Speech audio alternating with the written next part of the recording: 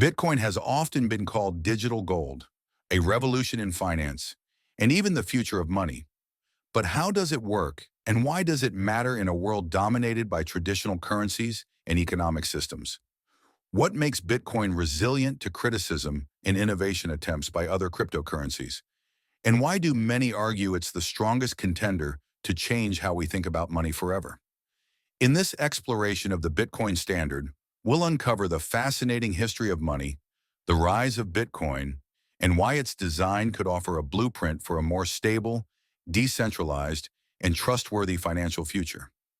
Whether you're a crypto enthusiast or simply curious about its growing influence, this journey promises to challenge everything you know about wealth and the role of money in our lives. Firstly, let's take a look at the exploration of money's history and nature, as the way societies define and use money is crucial to their economic structure and individual well-being. Money at its core is not a creation of governments, but an organic solution to the inefficiencies of barter systems. Without money, trade is restricted to the double coincidence of wants, the unlikely scenario where two parties have exactly what the other desires at the same time. This inefficiency led to the development of money as a medium of exchange, a store of value, and a unit of account. Early human societies adopted items like seashells, beads, and livestock as money, but these had inherent limitations. Livestock, for instance, lacks divisibility, portability, and durability, essential characteristics of good money. The eventual transition to precious metals like gold and silver marked a major advancement. These materials, valued for their scarcity and physical properties, became universally recognized as money. Gold's durability and ability to be minted into coins made it particularly effective, enabling long-distance trade and wealth storage. This established a system of hard money that persisted for centuries. However, the advent of government-issued fiat money disrupted this natural progression. Fiat currencies, untethered from physical commodities like gold, allowed governments to manipulate monetary systems. This flexibility came at a cost: the erosion of value through inflation. Fiat systems introduced a paradox where the very tool designed to facilitate trade and store value became a source of economic instability. Historical examples such as hyperinflation in Weimar Germany or Zimbabwe illustrate how poorly managed fiat systems can devastate entire economies. A central concept introduced here is time preference, how individuals value present consumption versus future rewards. Hard money systems, such as the gold standard, encouraged a low time preference. People saved for the future, invested in long-term projects, and built sustainable wealth. Conversely, fiat systems fostered a high time preference, incentivizing immediate consumption and short-term thinking. This shift has profound societal implications, contributing to debt accumulation, reduced savings, and economic fragility. The discussion also examines the broader implications of monetary systems on capitalism and innovation. Stable, hard money systems historically nurtured environments where entrepreneurship flourished. Examples from the Industrial Revolution demonstrate how sound money catalyzed advancements, enabling individuals and businesses to plan with confidence. In contrast, fiat systems often undermine this stability, introducing economic distortions that discourage long-term investment. The history of money is a story of trade-offs. Each evolution, from barter to fiat, solved immediate problems but introduced new challenges.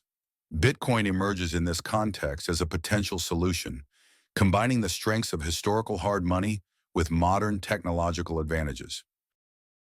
Now let's shift our focus to Bitcoin, a groundbreaking innovation that reimagines the principles of money for the digital age. Bitcoin's fixed supply of 21 million coins addresses a fundamental flaw of fiat money: its unlimited issuance. This scarcity, embedded in Bitcoin's protocol, mirrors the properties that made gold valuable, but adds unmatched portability and divisibility. Bitcoin operates on a decentralized network powered by blockchain technology, ensuring transparency and security without the need for central authority. This decentralization is critical as it removes the power of governments and banks to manipulate the currency. Transactions are verified by a global network of nodes, making Bitcoin resistant to censorship and fraud. The immutability of Bitcoin's ledger ensures trust, a quality that fiat money has struggled to maintain. The process by which Bitcoin transactions are verified and added to the blockchain is performed by nodes or computers distributed across the world. This process is called mining, and it is what secures the network. Each node independently verifies transactions, ensuring that they are legitimate, and the consensus mechanism ensures that no single entity can alter the transaction history. The network structure makes it resistant to censorship and fraud, as no central party has the power to block or reverse a transaction. For instance, in traditional banking, financial institutions or governments can freeze accounts or reverse transactions. With Bitcoin, this is not possible, as there is no central figure to enforce such actions. Additionally, Bitcoin's resistance to manipulation is significant. Central banks can inflate or deflate currency value through policies such as printing more money or raising interest rates, which affect the supply and demand of fiat money. Bitcoin, on the other hand, has a fixed supply of 21 million coins, which ensures that its value is not subject to the whims of governments or central authorities. This scarcity is one of the reasons why Bitcoin is often likened to digital gold. The transparency provided by the Bitcoin blockchain makes it difficult for fraud to go unnoticed.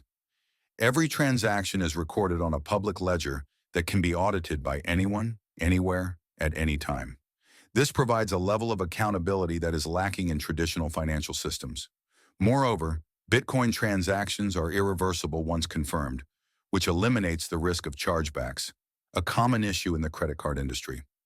This level of transparency and immutability has led to the creation of what some call a trustless system, where trust is not placed in any single party, but in the decentralized network itself.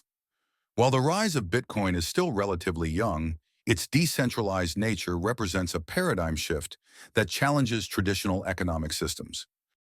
Critics often highlight Bitcoin's volatility, pointing to wild price swings as evidence of its unsuitability as money.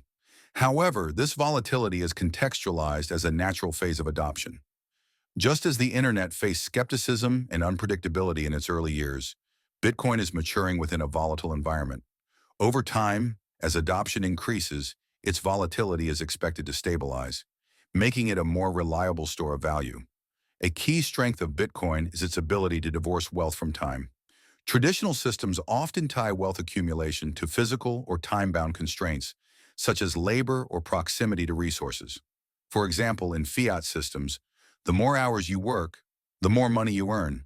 But those earnings are tied to labor, and in times of crisis, such as inflation or currency devaluation, wealth can lose its value quickly. Bitcoin, however, operates independently of these constraints. Its decentralized nature means that wealth is not constrained by physical borders, and it is not tied to the labor hours of an individual. The value of Bitcoin is not tied to one's physical location, and its supply is fixed, making it immune to inflationary pressures from central banks. This opens up the potential for greater financial freedom, especially for people living in regions where traditional banking systems are unreliable or even inaccessible. For example, in countries with hyperinflationary economies like Venezuela or Zimbabwe, the value of the national currency has often plummeted, rendering savings worthless in a short time. People in these countries have sought refuge in Bitcoin to preserve their wealth, bypassing the collapsing fiat system entirely. Bitcoin allows for a store of value that transcends both geographical borders and political instability. In Venezuela, where inflation reached 1,000,000% in 2018, Bitcoin usage surged as people looked for ways to protect their savings and make cross-border payments. The ability to store value in Bitcoin has profound implications for financial inclusion. It empowers individuals in developing countries, particularly those without access to traditional banking infrastructure, to participate in the global economy. For example, over 1.7 billion people worldwide are unbanked, meaning they have no access to basic financial services. With just a smartphone and an internet connection, these individuals can access Bitcoin and other cryptocurrencies, opening the door to a secure method for storing and transferring wealth. This helps to bridge the gap between the wealthy and the underserved populations, giving them a means to preserve wealth, make transactions, and even access credit through decentralized finance, DeFi platforms. Furthermore, Bitcoin allows individuals to bypass capital controls imposed by governments. In many countries, restrictions on foreign exchange or banking operations make it difficult for citizens to transfer money abroad or to protect their savings from government seizure. Bitcoin eliminates these barriers, enabling people to store their wealth in a form that is not subject to the whims of their government or central bank. By allowing wealth to flow freely, Bitcoin fosters an environment where individuals are not just dependent on local currency or labor markets, but can instead access a global, stable, and decentralized financial ecosystem. This detachment from time and labor, combined with Bitcoin's borderless and deflationary nature, has the potential to redefine how we think about wealth. In a world where traditional financial systems often limit financial mobility and growth, Bitcoin creates an avenue for universal access to financial stability, enabling people to store and grow wealth independently of their circumstances. It's not just about saving, it's about creating a financial system where everyone, regardless of where they live, can accumulate wealth in a way that is transparent, secure, and free from the time constraints of traditional systems. But there's a question: is Bitcoin for criminals? The question of whether Bitcoin is for criminals is often raised due to its association with illicit activities. The key issue stems from its pseudonymous nature, which allows users to transact without revealing their true identities. This has led some to argue that Bitcoin facilitates criminal activities, from money laundering to dark web transactions. However, a closer look at Bitcoin's role in criminal activity reveals a more nuanced reality. Bitcoin's blockchain is transparent and immutable, meaning that all transactions are recorded in a public ledger, which is accessible to anyone. This transparency makes it much easier for authorities to trace illicit transactions compared to traditional methods of money transfer, such as cash or even bank transfers, which are harder to trace without advanced techniques. In fact, a significant number of Bitcoin transactions related to criminal activity have been uncovered through blockchain analysis, often leading to arrests and prosecutions. This transparency means that while Bitcoin transactions may initially seem anonymous, they leave a permanent, traceable trail. A major misconception is that Bitcoin is widely used for illegal purposes. According to research, the proportion of Bitcoin transactions linked to illicit activities is relatively small, especially compared to traditional financial systems. A 2019 report by Chainalysis, a blockchain analytics firm, found that less than 1% of Bitcoin transactions were related to illicit activities, and that figure has been steadily decreasing over time. Most Bitcoin users are not involved in crime. Instead, they use it for its decentralized and inflation-resistant characteristics, much like other forms of money. Furthermore, Bitcoin's role in criminal activity is often exaggerated in media reports. While Bitcoin was used in early dark web marketplaces like Silk Road, law enforcement agencies have increasingly developed tools and strategies to track and disrupt illegal activities on the blockchain. As a result, Bitcoin's reputation as a criminal's currency is outdated and does not reflect its growing use as a legitimate asset for investment, payment, and wealth preservation. In conclusion, while Bitcoin can be used by criminals, its transparent nature and growing adoption as a legitimate financial tool undermine the notion that it is primarily used for illicit activities. Blockchain technology, by design, offers a level of traceability and accountability that far exceeds that of traditional anonymous methods of exchanging value. Thus, the real question should not be whether Bitcoin is inherently criminal, but rather how its adoption can be regulated and safeguarded to prevent misuse.